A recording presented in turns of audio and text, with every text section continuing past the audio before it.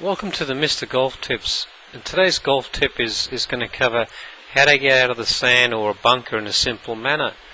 Let's firstly take a look at the key differences of what we see in the setup position. We'll see the ball position has been positioned further forward in the stance, just inside the left heel. We've opened the club face in the setup position, and by opening the club face we've increased the bounce of a club. Now let's take a look at and get you to understand what the bounce of the golf club and what the leading edge is. If we take a look at the sole of the sand wedge here, and I'll draw a circle through the bounce of the club, or we could also call it the back of the club, and I'm going to draw a line on the leading edge of the golf club. And when we're chipping or we're pitching or hitting a normal golf shot, we would use the blade or the front of the golf club. When we're in the sand, we actually use the back or the bounce of the club.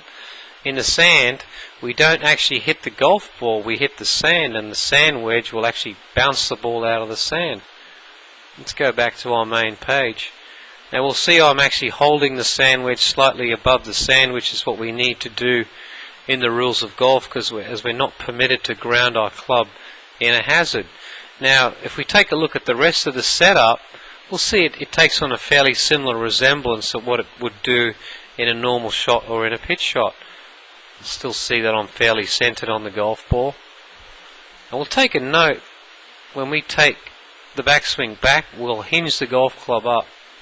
You'll see that I've taken the club up quite sharply, but I've still stayed fairly centered on the golf ball. We'll go up back to about a 3/4 position, back to here, which is fairly similar to what we would do in a normal 60 or 70 yard pitch shot. As we come down, we're going to hit the sand about 1/2 inch to 1 inch behind the golf ball.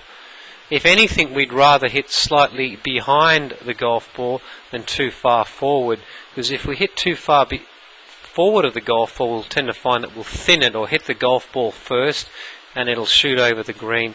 If we hit a little bit back or behind the ball, the sand and the bounce of the club will still bounce the ball out of the sand.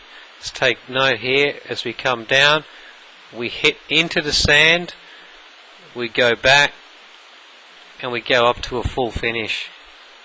Okay? It's a pitching swing with a different ball position and an open club face. Now if I played this swing through in normal speed, you'll see it takes a good resemblance of what a normal pitching swing is.